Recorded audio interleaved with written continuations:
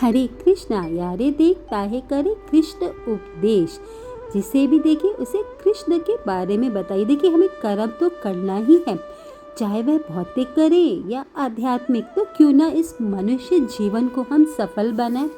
हमें कुछ भी करना है हम कृष्ण की सेवा में ही करें। हम बाहर जा रहे हैं तो बाहर जाकर मंदिर के दर्शन करें, बुक डिस्ट्रीब्यूशन करें जैसे हम चाह रहे हैं।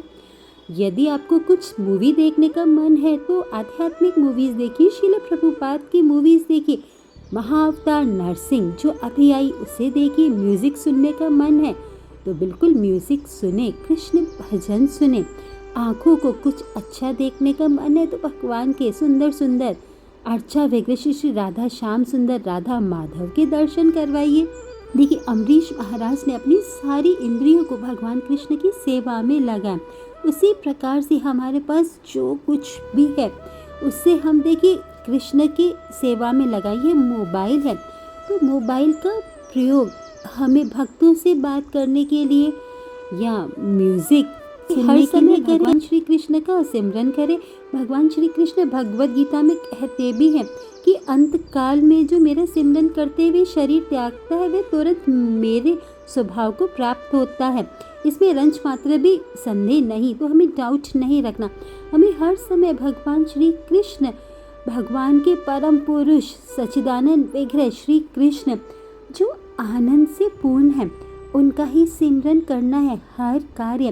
देखिए यदि हम गाड़ी भी चला रहे हैं तो हमें मंदिर ही तो जाना है ना। संग किनका करना है? हमें भक्तों का संग करना है।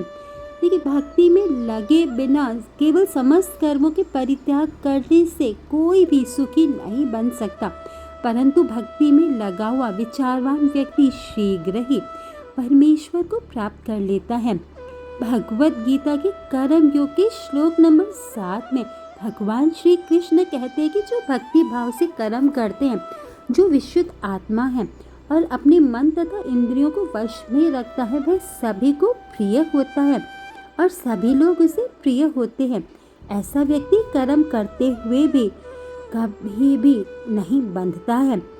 देखिए भगवान अवतार क्यों लेते हैं? भगवान अगले ही श्लोक में बता रहे हैं। भगवान श्री कृष्ण कह रहे कि भक्तों का उद्धार करने, दुष्टों का विनाश करने और धर्म की फिर से स्थापना करने के लिए मैं हर युग में प्रकट होता हूँ। तो देखिए कृष्ण कितने कृपालु हैं, अपने अहेतु की कृपा बरसा रहे। देखिए अर्जुन के सारथी भी बन गए। और देखिए अर्जुन को कहीं भी जाना होता था तो अर्जुन कैसे भगवान श्री कृष्ण को डायरेक्शन बताते थे, क्या आपको पता है? तो देखिए भगवान ने तो भक्तों की लात भी खाई है। इतने कृपालु है हमारे भगवान श्री कृष्ण, अपनी कृपा बरसाते हैं अपने भक्तों पर। देखिए लेकिन हम मनुष्य ही ऐसे हैं कि इस भौतिक जगत में फंसे हुए हैं, माया के बीच में।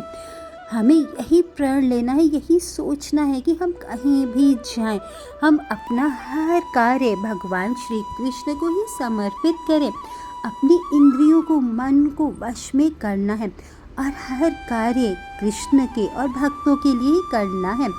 अपने मन, बुद्धि, अहंकार सब कुछ, जहाँ भी देखिए हमें कहीं भी जाएं, हमें अपने इस मन को वश में करना है। देखिए अर्जुन भी भगवान से कहते हैं कि चंचला है मन कृष्णा, कि कृष्ण ये मन बहुत चंचल है, मैं इस वायु को तो वश में कर सकता हूँ लेकिन इस मन को कैसे वश में करूँ? हाँ ये बहुत, कृष्ण भी कहते हैं कि हाँ यह मुश्किल है लेकिन भक्ति के द्वारा हम कर सकते हैं। देखिए साधु संग करें और भगवान श्री कृष्ण के बारे में, भगवान कृष्ण की वाणी भगवत गीता का अध्ययन करें ना। देखिए जो सबसे सुंदर श्लोक जो है, मन भना भव मद भक्तो मध्याजी मन नमस्करो। भगवान श्री कृष्ण क्या कहते हैं कि सदैव मेरा चिंतन करो, मेरे भक्त बनो, मेरी ही पूजा करो और मुझे नमस्कार करो। इस प्रकार तुम निश्चित रूप से मेरे पास आओगे। मैं तुम्हें वचन देता हूँ क्योंकि तुम मेरे परम मित्र हो। देखिए भक्त तो भगवान को बहुत प्रिय है, तो हमें करना क्या है? हमें भगवान श्री कृष्ण की भक्ति करनी ही है।